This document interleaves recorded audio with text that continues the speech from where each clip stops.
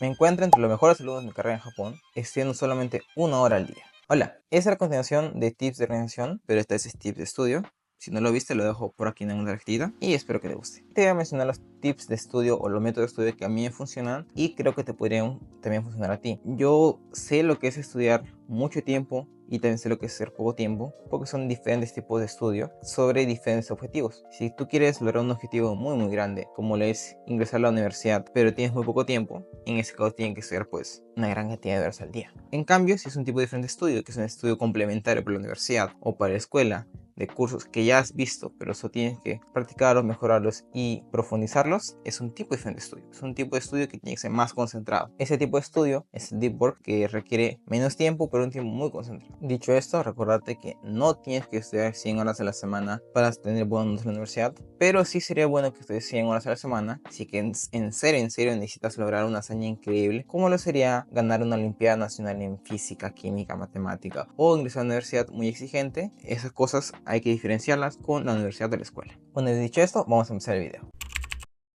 Primer tip de estudio para las buenas notas. Sonará muy tonto, pero ve a clases. Ve a clases descansado, ve a clases comiendo. Hay mucha gente que no va a clases y espera tener buenas notas sin ni siquiera ir. Seguramente si estás en la universidad te ha pasado que hay cursos que en día de clases pues casi no va gente, pero el día de examen el salón está completo. Está súper lleno, es un auditorio completo. Muy extraño, hay mucha gente que no va a clase. Entiendo que hay gente que tiene que trabajar y que no puede ir, pero si que no tienes ninguna otra responsabilidad y simplemente te vas a jugar a las cabinas y no vas a clase, pues ahí sí es un gran problema. Durante clases, tu teléfono bloqueado en la mochila, sin internet y prestando plena atención al que es el profesor o profesora. Si que tienes material subido a un intranet, míralo, y cuando tomes apuntes, no es necesario que tú copies todo lo que es en la pizarra o todo lo que dice el profesor. No estamos en la escuela primaria, no hacen dictados, y en su lugar toma notas que sí sean coherentes y oportunas.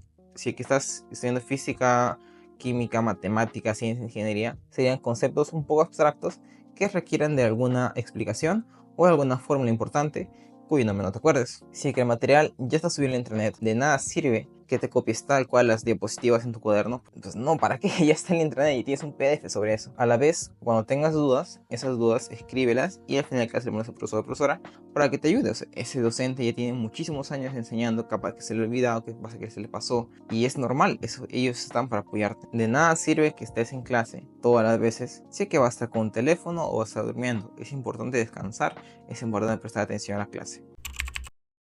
Ahora vamos a ver cómo se estudia fuera de clase, el estudio independiente. Quiero dejar en claro también que estudiar efectivamente no es sinónimo de tener buenas notas, porque las notas muchas veces dependen del tipo de evaluación que tengas. Si es que te toca hacer un ensayo o tal vez un trabajo, un profesor diferente puede dar una nota diferente si en el mismo trabajo. Hay muchos trabajos en grupos o exposiciones que no simplemente requieren que tú memorices o entiendas algo, sino la forma en que hables y demás. Todo ello tiene un tipo diferente de estudio, que son más complicados, pero aquí me baso simplemente en estudiar por un examen, para específicamente áreas de ciencias e ingeniería.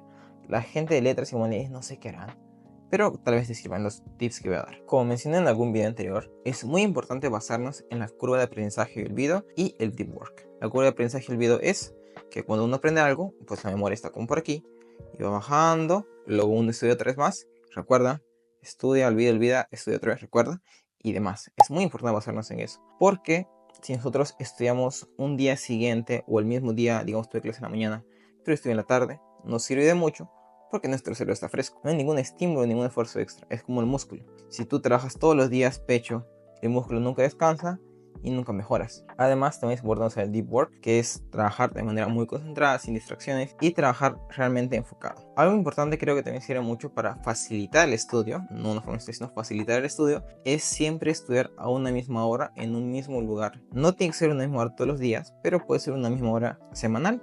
Digamos, los lunes estudio de 3 a 4, los martes de 5 a 6, los miércoles estudio en la mañana, en un mismo lugar, puede ser biblioteca o tu cuarto, pero crea un hábito para que si tu cerebro se acostumbre y le sea mucho más fácil estudiar.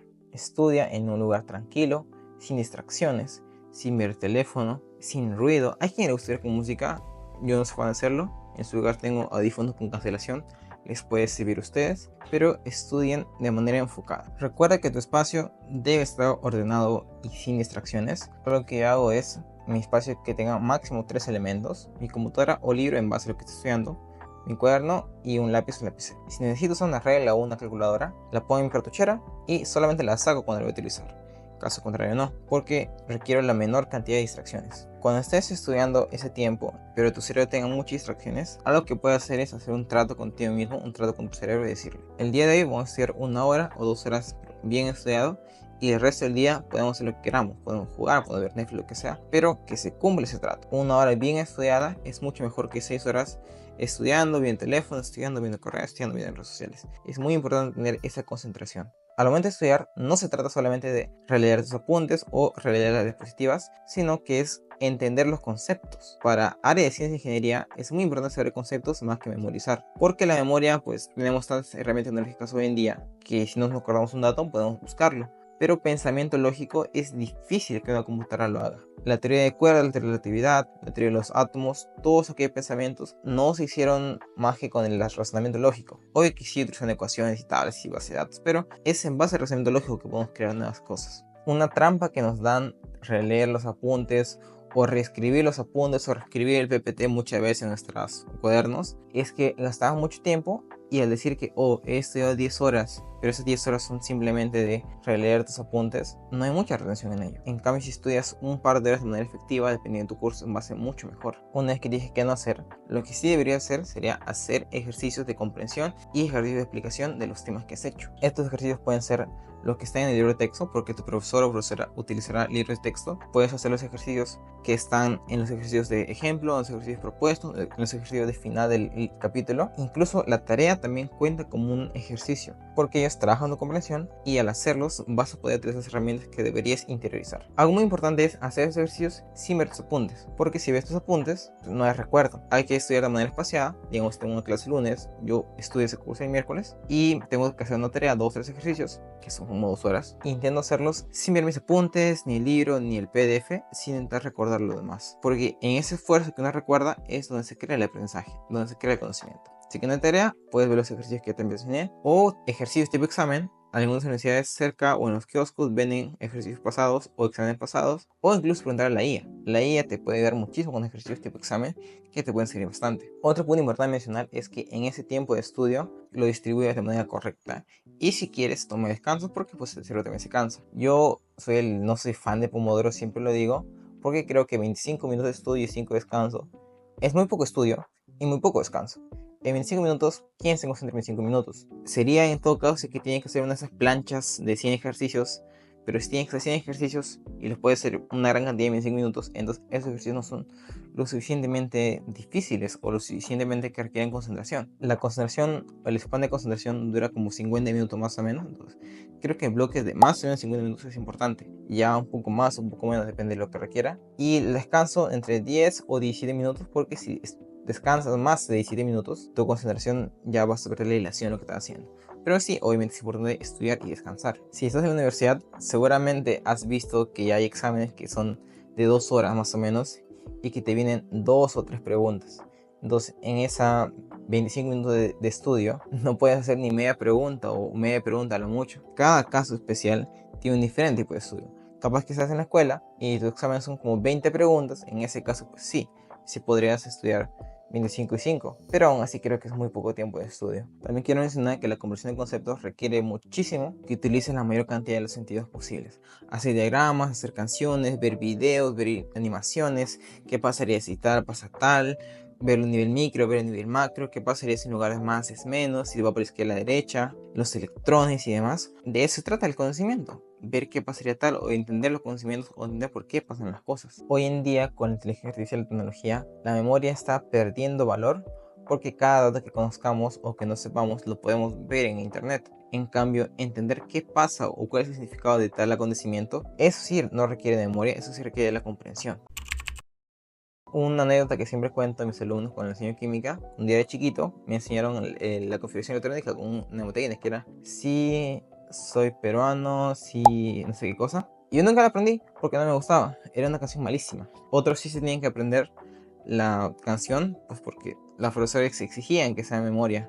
A mí de chiquito creo que la nota más baja que tuve fue en química, porque era mucha memoria y no tenía sentido. A mí parecía que no tenía sentido, que me hizo odiar un buen tiempo la química, hasta que llegué a secundaria. Y en secundaria me dijeron pues que la tabla periódica fue creada para usarse. Y en lugar de estar memorizando cosas que no vienen al caso, hay que entender por qué eso sea así. ¿Por qué pasa de S a P? ¿Por qué pasa de P a D? Porque cuando pasa de D hay un nivel menos. Esas cosas son importantes, no memorizar, sino entender por qué sean así. Si tus exámenes requieren que memorices, pues no queda de otra. Algo que te puedo recomendar es que aprendas conjugaciones. Nosotros hemos aprendido muchas palabras en inglés, o muchos colores, las tablas de multiplicar, las ciudades con canciones. Lo malo es que son simplemente para memoria y no implican necesariamente una comprensión completa de los conocimientos, pero si te piden memoria, pues no queda otra, a memorizar. Si llegas aquí, quiero darte las gracias y el algoritmo te va a presentar algún video que te pueda interesar. Muchas gracias, ten buen día.